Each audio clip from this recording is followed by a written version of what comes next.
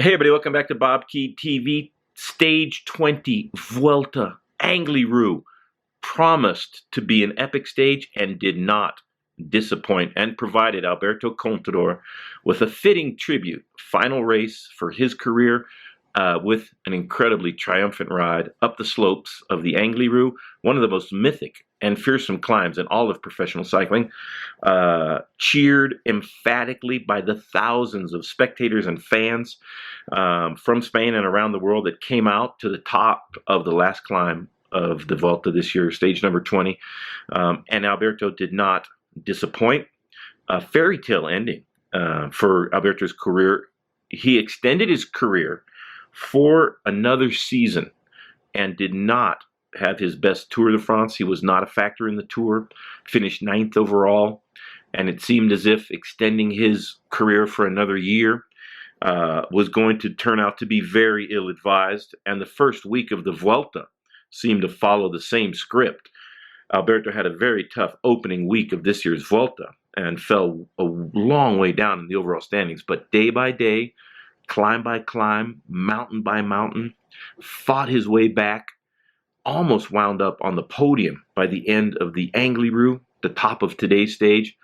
And Alberto's career going off on a high note, a spectacular stage win. Didn't look likely for the last couple of years, been struggling in the Tour de France, was 4th in last year's Vuelta, extended his career. The Tour did not go great. His early season, no wins, very close, many times, but not quite able to do it. And then, like I said, a terrible start to the Vuelta, but coming good. On the second last day of the race, we have one more stage, a sprinter stage into Madrid. The overall standing should not change tomorrow. Contaor threatening about halfway up the last climb, 2nd place in the overall standings. Zachary got around Kelderman for 3rd place. Vincenzo Nibali looked to be in big trouble on the last climb, fought back, preserved his 2nd place, but Contaor, the star of the stage, Chris Froome, brilliant defense, very measured, very calculated, very precise, incredible teamwork from Sky, his teammates, which they've been as phenomenal as ever in a Grand Tour in this year's Vuelta a España. A lot of challenges for Froome.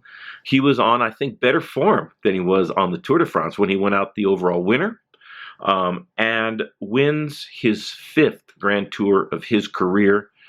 And in modern cycling, 5 Grand Tour wins is very impressive. He will try to win the Tour de France for the 5th time in his career next year, which would tie him, on paper anyways, in the record books, in the official statistics, as most wins in the Tour de France if he does win next summer, with Anquetil, Eddy Merckx, Bernard Hinault, Miguel Indurain, Lance Armstrong, arguably the winningest Tour de France rider in history. And you can argue day in and day out, all day, all night, whether he's the deserving winner of 7 Grand Tours. It did happen, in my estimation. It's never easy to retrofit history. So Chris Froome is flirting with the greatest cyclist of all time, and looking at his 5th Grand Tour, if he is, 5th Tour de France, but 5th in his career in this year's Vuelta a España. What happens to Chris Froome the rest of the year? Looks like he's going to do the team time trial in the World Championships for Team Sky. The team time trial, a little bit different format than years past in the World's. Trade teams, at least at the professional level, men and women contesting pretty impressive team time trial victory. That award has been won by 2 teams only since they reintroduced it at the professional level, BMC and Quickstep. So Froome will have his hands full, and the BMC squad. He might do the individual time trial. He had a great one in the Vuelta to really consolidate his lead on stage number 16, the day after the 2nd rest day, just a few days ago. Seems like, there's been so much drama and action, and the top 10, except for Froome, has been so volatile everybody moving places the last week of the Vuelta. So it's been thrilling. Chris Froome had a lock on the red jersey and just rode absolutely perfectly. And to go back to what I was saying about how precise, how tactically Chris Froome has approached the Grand Tours, it's like a surgeon. The precision is very impressive. So Chris Froome, a great victory in the Vuelta, and some credit should be given to his team for understanding what is required and having the resources to execute that and putting the right elements in place. Credit to Wouter Poels. Johnny Moscone's been great, very young professional.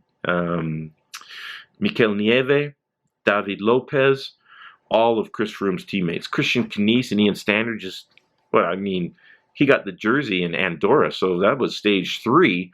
So his team been on the front the entire Vuelta, never relinquished the the leader's red jersey, was never even close that somebody would overtake Froome.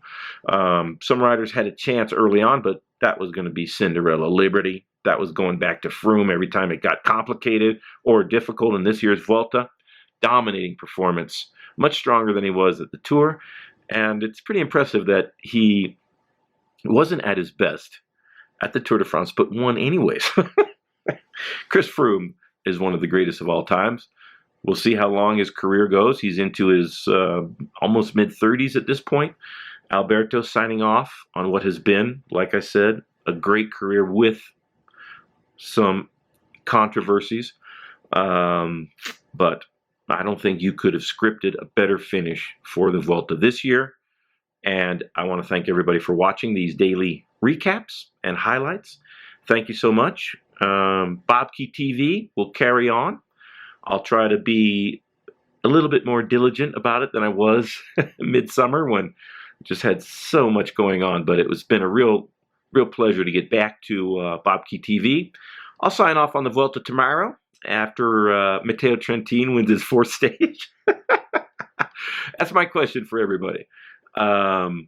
Can Matteo Trentin win his 4th stage and get the green jersey off of Chris Froome's shoulder? He's 26 points behind. There's 29 points on offer, if I'm not mistaken, in tomorrow's stage of the Vuelta. So watch for Trentin to try to get the green jersey. Otherwise, all the other categories are decided. And Froome first, Nibali second, Zakarin third, Contaor fourth. Green jersey up for grabs. Impressive ride for the mountains by Davide Villela. He will be on Astana next year, and he did a great Vuelta to win that. And you think about the mountains in the Vuelta, impressive. Best young rider, Miguel Angel Lopez, with 2 stage wins. Watch for Lopez to be a massive star in the future. I'm predicting he will be the first Colombian to win the Tour de France in his career. Maybe that could be the second question. Who's going to be the first Colombian to win the Tour de France? Maybe Rigoberto Urán next year, denying Froome his 5th. Quintana. And I want to ask you, I'm going to do a show. I promise to do a show when they announce the route for next year's Tour de France. That will be in October. And we'll know a lot of what's going to transpire next July when they announce the route for the Tour de France next year. All right, everybody. Till tomorrow. Thanks for watching.